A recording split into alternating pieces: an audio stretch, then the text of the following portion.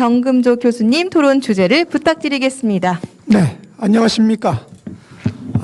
상인 여러분, 그리고 전국의 자영업자 여러분, 요즘 얼마나 힘이 드십니까?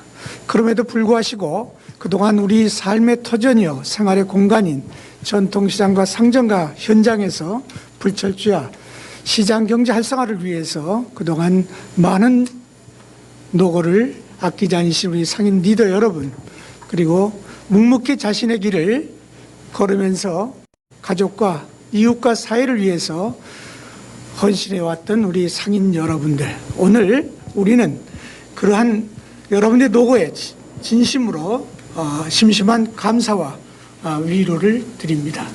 오늘 이 자리는 전통시장 그리고 상점가 활성화를 위해서 국회 토론회가 마련된 것은 바로 이러한 활성화를 위해서 우리 이해 당사자들과 함께 더불어 해결 방안을 만들고 그리고 의견을 공청하면서 사회 이슈와 동시에 전통시장 관련법 개정에 박차를 가하고자 하는 것입니다. 토론의 진행은 앞 시간에 발제 세 분의 발제가 있었습니다만 그 발제를 기반으로 해서 오늘 함께 하신 분들의 고견을 먼저 듣고요. 그리고 나서 참석해 주신 여러분들의 또 의견을 들어서 오늘 좋은 입안을 할 수 있는 기초가 될 것으로 생각합니다. 오늘 다섯 분의 전문가 패널들과 세 분의 발제자가 이 자리에 함께 하셨습니다마는 시간이 총 40분밖에 되지 않습니다. 그리고 이미 또 한 15분 정도가 경과됐지만 말씀하실 때는 과거의 어떤 현상이나 어려움보다는 앞으로 미래를 내다보는 어떤 개선사항, 방향 이런 쪽에 좀 집중해서 말씀해 주시면 좋겠습니다. 오늘의 토론의 목표는 이 토론을 통해서 우리 전통시장 관련법 개정의 어떤 기초를 구축하는 데 있다는 점을 염두에 두시고 오늘 함께 토론에 임해 주셨으면 좋겠습니다. 그러면 오늘 발제해 주신 세 분의 그 발제 사항 중에서 두 가지 주제로 압축해서 오늘 토론을 해볼까 합니다. 첫 번째 주제는 전통시장과 상점가의 상권 활성화 분야가 되겠습니다. 또 두 번째는 우리 임차인들의 안정된 임차 환경을 조성하는 것으로 두 번째 주제 토론을 하도록 하겠습니다. 그럼 첫 번째 주제 토론은 전통시장과 상점가의 활성화 방안이 되겠는데요. 발제자이신 아까 우리 정병표 교수님께서 제안하신 것은 크게 두 가지로 볼 수가 있겠죠.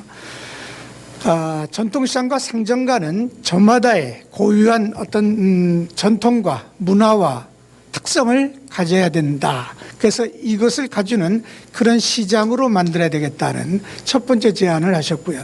두 번째는 지역 마을과 연계한 상권 활성화 구역으로 통합된 문화를 구축하는 이런 쪽에 두 가지로 제안하셨습니다마는 현재 우리 활성화를 위해서는 이것 외에도 디지털화하는 유통 환경 등의 문제를 비롯해서 우리가 대처해야 할 상당한 여러 가지의 난제들이 놓여 있겠습니다.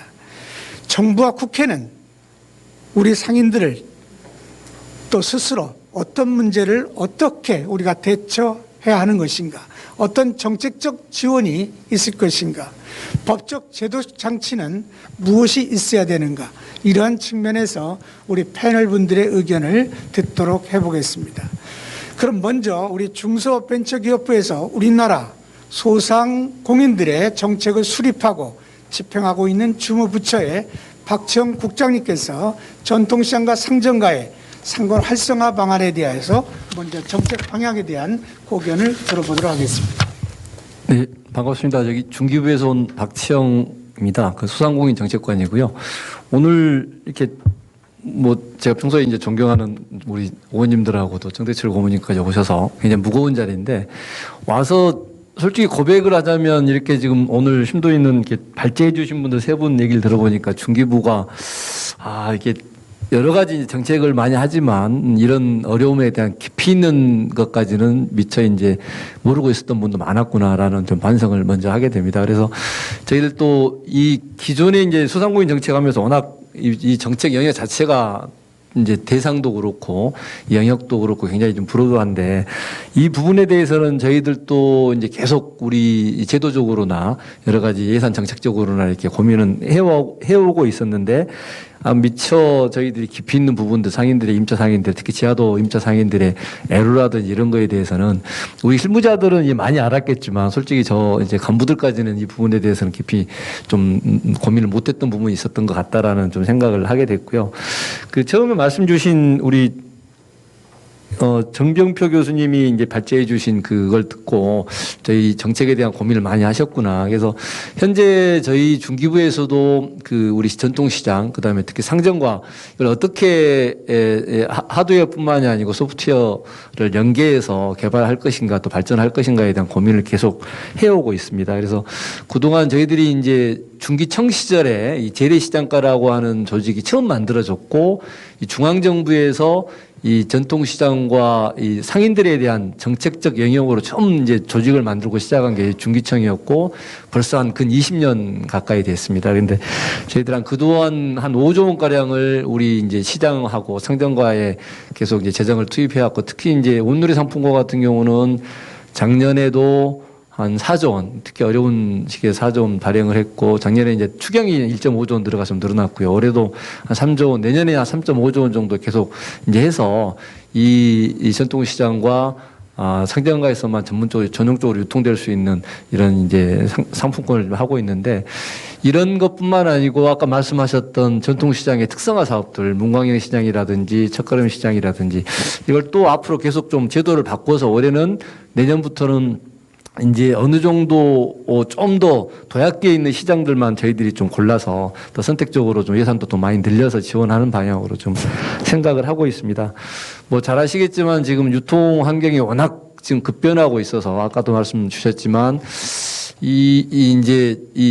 뭐 오프라인 말고 온라인 시장들이 워낙 급격히 커지면서 기존의 이제 오프라인 시장과 상점가들이 계속 이제 어려움 겪고 있다는 건 다 주지의 사실이니까 이걸 어떻게 저희들이 접목할 것인가에 대한 고민을 계속 하고 있습니다. 그래서 이제 전통시장인 뭐 디지털화, 뭐 구독경제, 온라인 구독경제 이런 것도 하고 있고요. 아까 발제해 주신 교수님께서도 말씀하셨지만 기존 전통시장에서 이렇게 이제 오프라인에서 콘텐츠 문화적인 콘텐츠 어떤 역사적인 콘텐츠를 결합시켜서 하는 것도 있고 또 한편으로는 최근에 이제 그 전통시장의 디지털화를 저희들이 계속 지원을 하고 있습니다. 그 대표 사례가 이제 서울에 있는 신영시장이라든지 암사시장 이것은 암사시장 같은 경우는 그 배송 시스템을 상인들이 직접 근거리 여기서 뭐 10km 반경 내에 상인들 동네 주민들로부터 배달을 받으면 직접 배송해주고 이런 네트워크를 갖춘 지가 한 2년 됐는데 그 갖추고 나서는 매출액이 거의 한 2배 정도 뛰고 있고 그걸 벤치마킹해서 이제 온라인 쇼핑몰 전용 시장의 쇼핑몰로 만드는 시장도 나타나고 이게 조금씩 아직은 이제 걸음마 단계인데 굉장히 온라인 기존의 이제 민간 온라인 쇼핑몰에는 아직은 대적하기 힘들겠지만 그런 작은 시도들이 조금씩 나오고 있습니다. 그래서 그런 게 어느 정도 이제 저희들은 가능성을 보고 있고 그런 쪽에 좀 정책적인 좀 지원을 더 강화하겠다. 예를 들어서 저희들이 이제 100년 가게 한 30년 이상 오래된 우리가 말하는 노포라 그러죠. 노포에 대해서 100년 가게로 지정을 해서 그분들에게 홍보하고 무슨 이제 인증 편말가 정도 달아주는 사업이 그쳤었는데 올해부터는 예산을 좀 많이 늘려서 이분들의 시설 개보수뿐만 아니고 다른 이제 그 좀 비즈니스 하는데 팔로우 지원을 해보자라고 좀 확대를 하고 있는데 그런 곳 중에서는 벌써 이제 온라인 쪽에 그 연계를 시켜서 그 밀키트 제품이라 그래서 풍기 삼계탕이라는 그 풍기에 있는 백년 가게가 있는데 그것을 요즘 젊은 사람들이 좋아하는 진공 포장용으로 바로 요리해서 먹을 수 있는 제품화 했는데 이게 최근에 이제 출시 기념으로 공영 홈쇼핑에 출시를 했는데 하루에 뭐 하여튼 억대까지 판매하는 물론 이제 아주 진기한 사례이긴 하지만 이런 사례들이 나오고 있고 그 백년 소공인이라고 하는 영주에 있는 영주 그 우리가 말하는